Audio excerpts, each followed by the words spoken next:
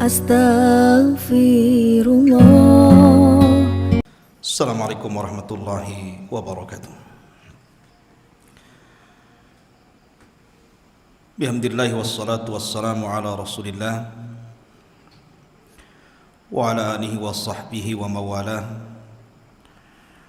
Wala hawla wala quwata illa billahi wa ba'du. Alhamdulillah, malam ini kembali kita bisa duduk di majlis ilmu walaupun lewat media Jabal Uhud.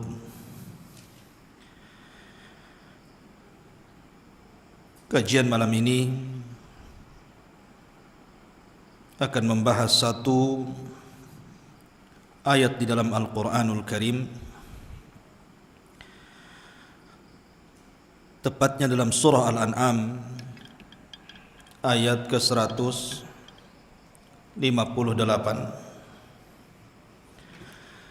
Allah Subhanahu wa taala berfirman, hal yanzuruna illa an ta'tiyahumul malaikatu aw ya'tiya rabbuk aw ya'tiya ba'du ayati rabbik yauma ya'ti ba'du ayati rabbika la yanfa'u nafsan imanuha lam takun amanat min qablu aw kasabat fi imaniha khaira qul intadhiru inna muntadirun. Allah Subhanahu wa taala berfirman, apakah mereka menunggu-nunggu sampai datang para malaikat kepada mereka, atau datang Rabb kalian kepada mereka, atau datang sebagian tanda-tanda Rabbnya? Pada hari sebagian tanda-tanda Rabbnya didatangkan, maka tidak akan bermanfaat satu jiwa pun keimanannya, terutama orang-orang yang belum beriman sebelumnya atau sudah beriman sebelumnya tapi tidak pernah melakukan kebaikan.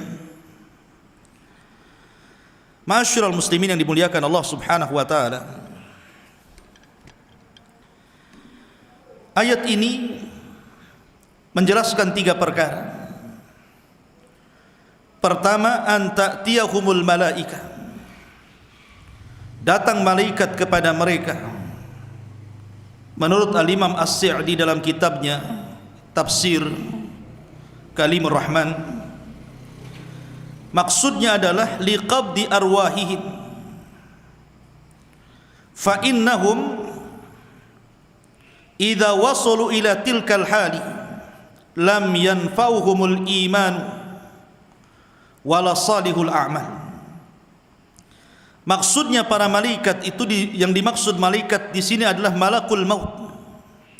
Apabila datang mencabut ruh-ruh mereka dan mereka sudah sampai kepada perkara itu, maksudnya dicabutnya ruh, maka tidak bermanfaat iman mereka dan juga amal soleh mereka. Contohnya seperti Fir'aun, ketika dia tenggelam, dia sempat mengatakan amantu bima amanat bihi banu Israel, aku beriman seperti yang diimani Bani Israel. Tapi kemudian Jibril datang membawa tanah, kemudian disumpalkan di mulut Fir'aun agar Fir'aun tidak bertobat kepada Allah. Orang sepertimu wahai Fir'aun, inilah yang layak. Kemudian dilemparkan tanah itu ke mulutnya sehingga Fir'aun meninggal dalam posisi su'ul khatimah. Dan ini sebagaimana sabda Nabi SAW bahwa taubat seseorang itu akan diterima malam yugharghir, selama nyawa masih belum ditenggorokan. Kemudian yang kedua, au ya'tiya rabbuk, atau Rabbmu akan datang. Kapan itu? Li faslil qadha'i bainal ibad, ketika Allah Subhanahu wa taala datang untuk memutuskan setiap perkara hamba kelak di padang mahsyar. Dan ketika itu tidak ada manfaat kecuali amalan yang dibawanya. Karena Ali radhiyallahu an mengatakan al-yaum yaumul amal wal ghad yaumul hisab. Hari inilah di dunia hari beramal. Sementara besok nanti setelah kematian hanya tinggal hisab saja. Perhitungan kita dengan Allah Azza wa Jalla. Kemudian yang ketiga, dan ini yang dimaksud kajian kita malam ini, au ya'tiya ba'du ayati rabbik, atau datang kepada mereka sebagian tanda-tanda Rabbmu. Maksudnya di sini ad-dalatu ala qurbi saati, tanda-tanda sebagian tanda-tanda Rabb yang akan didatangkan Allah kepada manusia. Artinya tanda-tanda yang menunjukkan tentang dekatnya kiamat besar.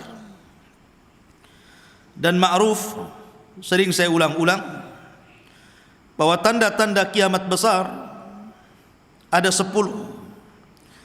Dimulai daripada Dajjal, kemudian turunnya Isa bin Maryam, kemudian munculnya Ya'juj dan Ma'juj. Ini tartib berdasarkan hadis. Tidak ada khilaf di antara ulama tartib yang tiga ini. Yang menjadi khilaf adalah ketika ayat-ayat dan tanda-tanda kiamat besar yang lainnya, seperti umpamanya gempa dari arah timur, kemudian gempa dari arah barat, kemudian gempa di Jazirah Arab, kemudian setelah itu munculnya duhan, kemudian setelah itu terbitnya matahari dari arah barat, kemudian setelah itu munculnya dabatun minal ard, binatang yang keluar dari perut bumi dan bisa bicara. Kemudian setelah itu angin yang datang yang menghembus membunuh orang-orang yang beriman walaupun memiliki sebiji zarah. Kemudian munculnya api dari arah Aden yang menggiring manusia kepada tempat perkumpulan mereka di Syam. Lah 7 tanda ini menjadi khilaf para ulama mana duluan, sehingga tidak bisa dipastikan ini yang ini duluan, yang itu duluan. Itu kembali kepada ijtihad para ulama. Akan tetapi di sini Allah Subhanahu wa taala mengatakan dalam ayat setelahnya, Allah mengatakan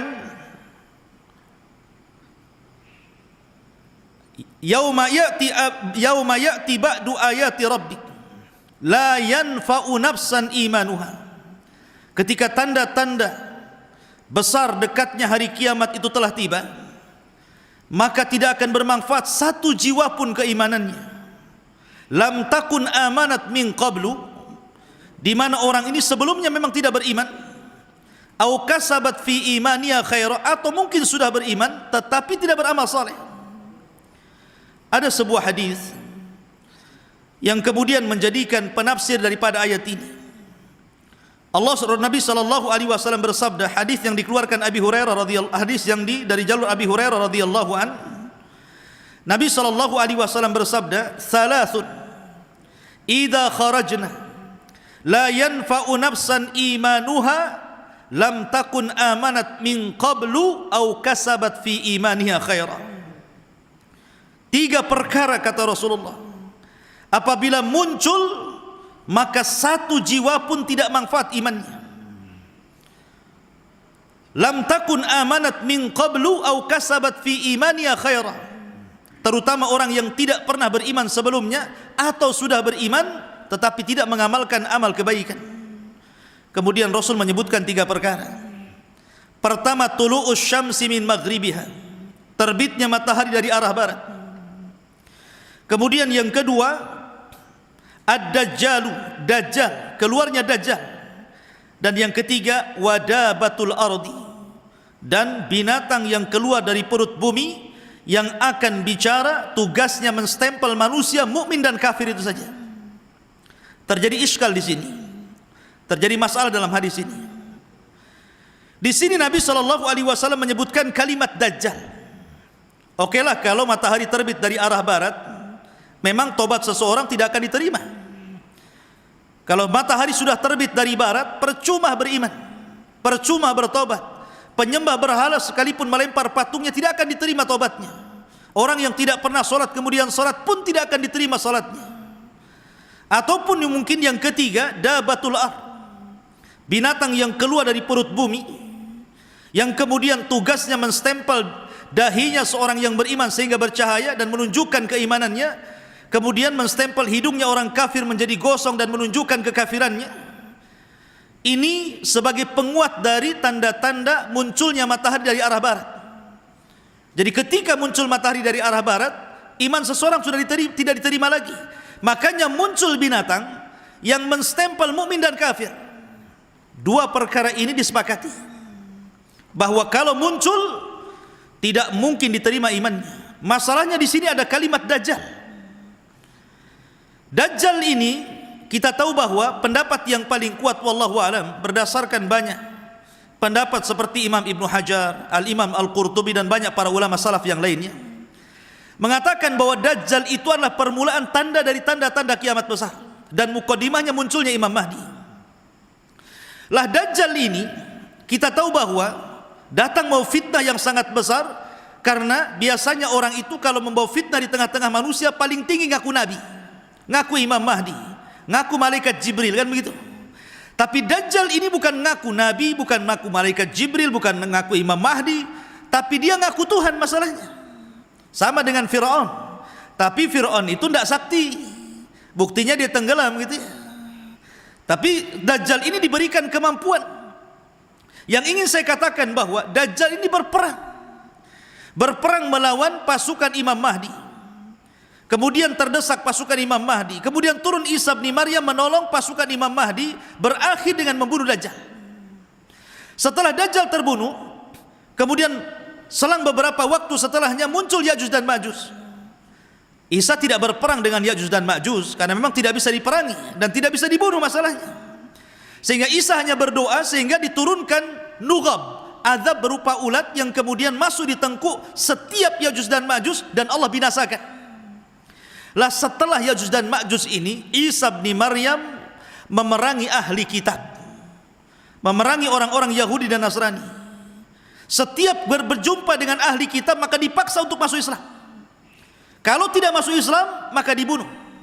Makanya Allah Subhanahu wa taala mengatakan wa in min ahlil kitab illa la yu'minanna bihi qabla mautihi. Dan sebagian ahli kitab itu nanti kelak di akhir zaman akan masuk Islam sebelum wafatnya Isa bin Maryam. Lah di sini menunjukkan apa? Masih diterima imannya kan?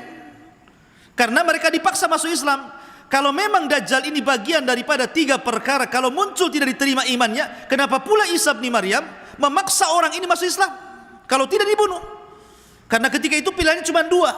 Beda di zaman Rasul, ada tiga pilihan. Masuk Islam, bayar jizyah, perang kan gitu ya. Kalau di zaman itu tidak ada. Tidak ada jizyah, yang ada masuk Islam atau mati.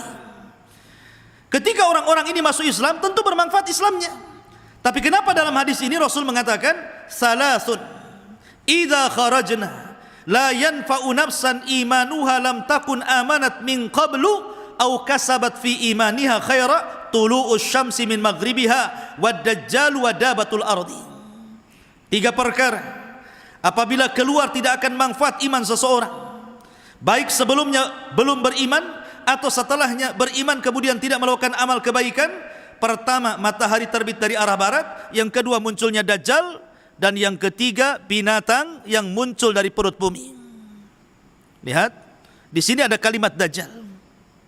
Baik, kita akan urai apa maksudnya. Sebab kalau seandainya kita tidak urai, berarti kalau seandainya Dajjal itu muncul berdasarkan riwayat ini, tidak manfaat lagi imannya. Lalu apa manfaat keimanannya kalau sudah kemudian keluarnya Dajjal? Percuma solatnya, percuma puasanya, percuma hajinya, percuma zakatnya, kalau melihat dohir hadis ini. Ma'asyiral muslimin yang dimuliakan Allah Azza wa Jalla. Baik, kita akan urai. Sebagian para ulama mengatakan yang dimaksud kalimat Dajjal dalam tiga ayat yang kalau keluar tidak akan diterima imannya. Yang pertama, bahwa anna dzikra Dajjal fil hadis wahmun. Ingat bahwa penyebutan Dajjal dalam hadis ini adalah sebuah waham. Waham itu artinya kesamaran daripada rawi. Sebagaimana dikatakan oleh Imam Al-Qurtubi Abul Abbas rahimahullahu taala, beliau mengatakan dalam syarah hadis ini, yalzamu alaihi an yartafi'al at-taqlib bil imani wa bit taubati inda khurujihi. Sebab kalau Dajjal itu diletakkan di 3 tanda ini, maka mengharuskan terangkatnya iman dan taubat ketika keluarnya. Dan tentu ini menyelisih dalil yang lain. Karena Isa bin Maryam keluar setelah Dajjal dan memaksa untuk beriman. Maka beliau mengatakan ini adalah wahmun min ba'di ruwah. Pertama ini kesamaran, waham daripada sebagian rawi hadis. Dari sebagian rawi hadis. Dan Syekh Albani rahimahullahu taala menyebutkan di dalam kitabnya As-Sahihah jilid yang ke-7 pada urutan ke-160 ke 1635 bahwa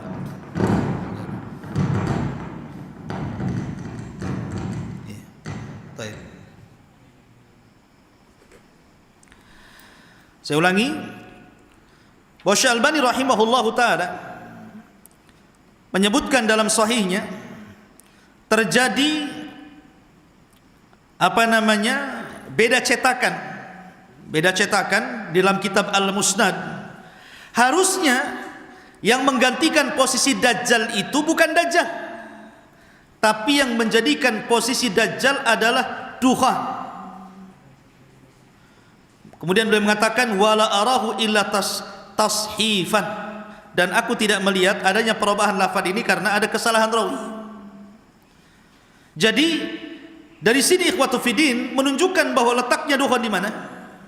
Letaknya dukhan itu masuk pada 3 tanda dari tanda-tanda kalau muncul berurutan, berarti iman seseorang tidak akan diterima.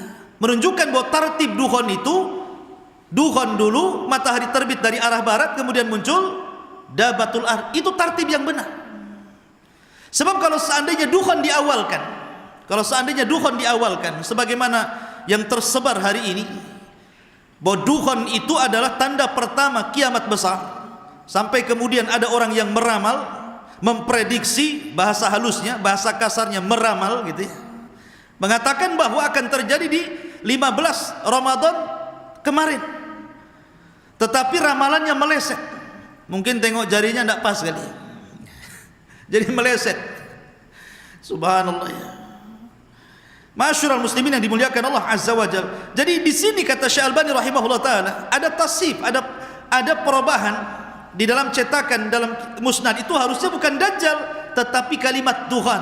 Jadi ketika Rasul mengatakan 3 perkara, kalau seandainya datang tidak diterima iman seseorang, baik sebelumnya beriman atau sudah beriman dan tidak beramal soleh, maksudnya yang pertama terbitnya matahari dari arah barat, kemudian dukhan, kemudian munculnya binatang dari perut bumi. Begitu tertibnya.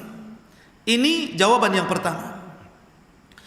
Jawaban yang kedua, disebutkan para ulama bahwa kalau memang itu tidak ada perubahan wahmun dari rawi, anggaplah memang benar seperti itu tertibnya, bahwa 3 perkara itu sebagaimana zahirnya redaksi hadis, bahwa terbitnya matahari dari arah barat, kemudian Dajjal, kemudian munculnya binatang dari perut bumi yang bisa bicara, yang menstempel mukmin dan kafir itu. Maksudnya di sini 3 perkara ini kalau muncul semua. Jadi tidak bisa Dajjal muncul imannya tidak diterima, tidak. Harus 3-tiganya muncul. Dajjal muncul, matahari terbit dari arah barat, kemudian muncul binatang dari perut bumi, baru dikatakan imannya tidak diterima. Ini jawaban yang kedua. Jawaban yang ketiga, karena di masa Dajjal itu orang disibukkan dengan ketakutan yang luar biasa, dengan fitnah yang luar biasa, sehingga mereka dilupakan dari beramal soleh karena ketakutan yang berlebihan. Jadi karena takutnya dengan Dajjal, akhirnya kemudian mereka pun disibukkan dengan ketakutan sehingga tidak beramal soleh. Ada yang kemudian mentakwil seperti itu, tapi terlampau jauh. Wallahu a'lam.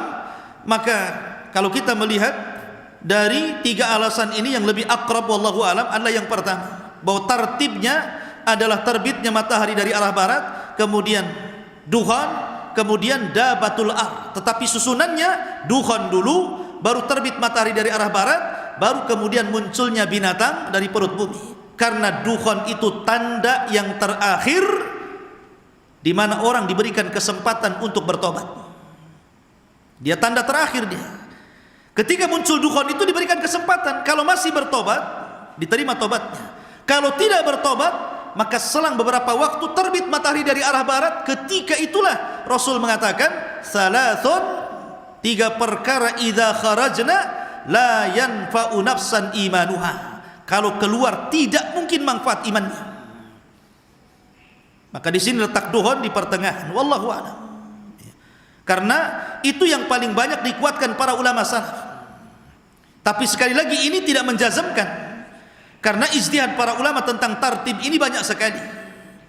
Banyak sekali. Tapi ini yang lebih akrab dengan dalil.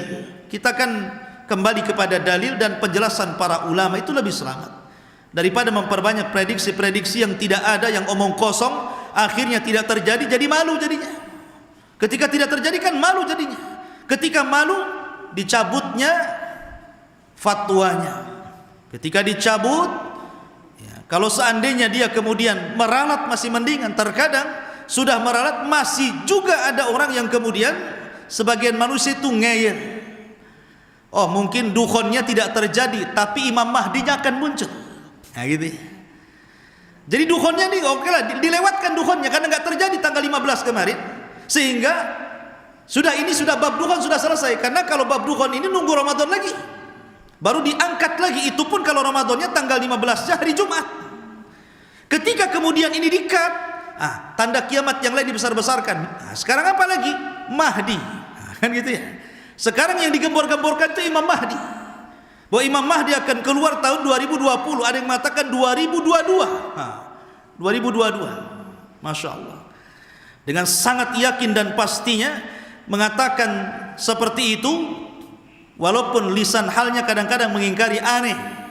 Ketika dia sudah menyebutkan tempatnya, menyebutkan usianya, kemudian memprediksi akan kekacauan besar. Nanti nih kalau tidak terjadi, mungkin Imam Mahdi sudah nggak bicara lagi, mungkin yang lain lagi Dajjal katanya. Jadi begitulah akhirnya prediksi. Agama ini berdasarkan syariat, ikhwan. Ada Quran, ada sunnah. Tidak mungkin kedua pusaka ini menyesatkan orang. Makanya Rasul mengatakan, taraktu fikum amraini lan tadhillu ma tamassaktum bihima, kitaballahi wa sunnati. Kutinggalkan kepada kalian 2 perkara ya. Kalau kau pegang dua-duanya, kalian tidak mungkin sesat.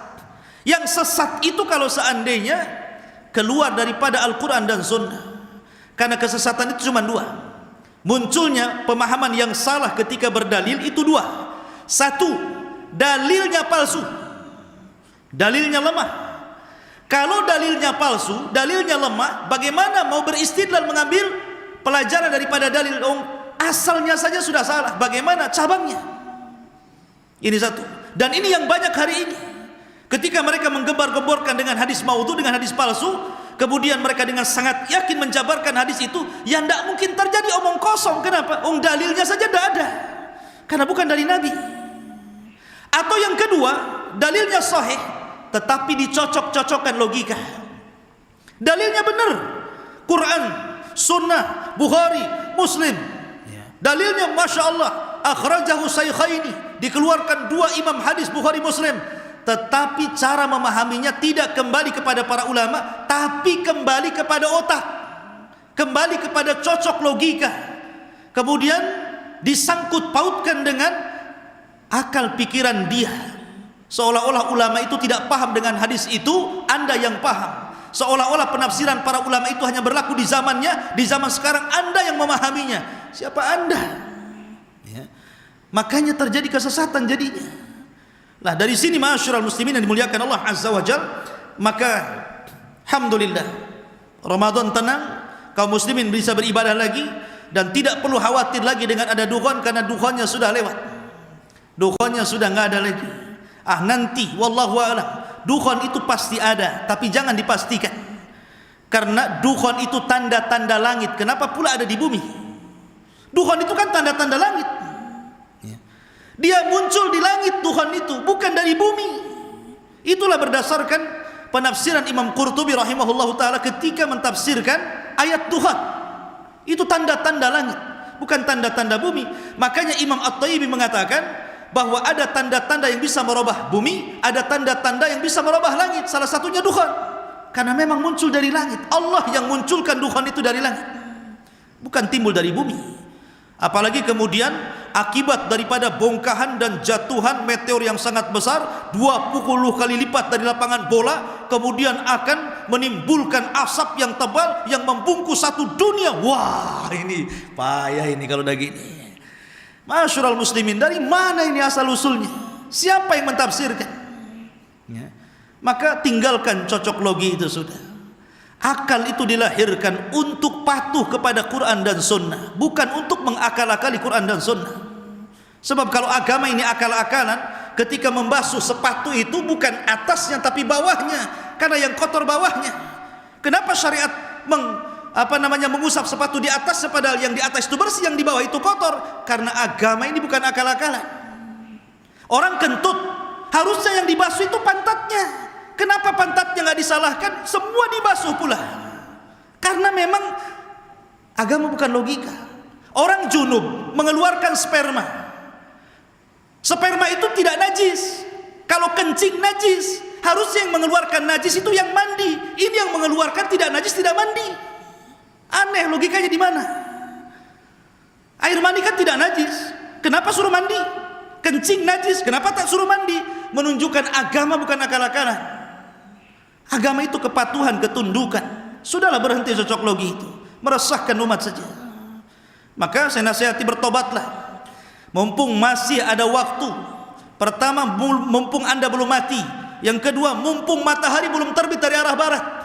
Tobat, kembalikan fatwanya, kembalikan kepada para ulama, supaya masyarakat tenang. Masyarakat tenang, masyarakat bisa ibadah. Ajak mereka, badiru bil a'mali fitanan. Ajak mereka beramal. Sekarang ini waktu fitnah, fitnah banyak. Kesyirikan merajalela, orang yang menentang sunnah di mana-mana, istihza dengan agama luar biasa semenjak ada medsos ini. Salat kemudian dibuat main-main, Nabi dilecehkan, Al-Quran diinjak-injak. Ini kita perang dengan fitnah.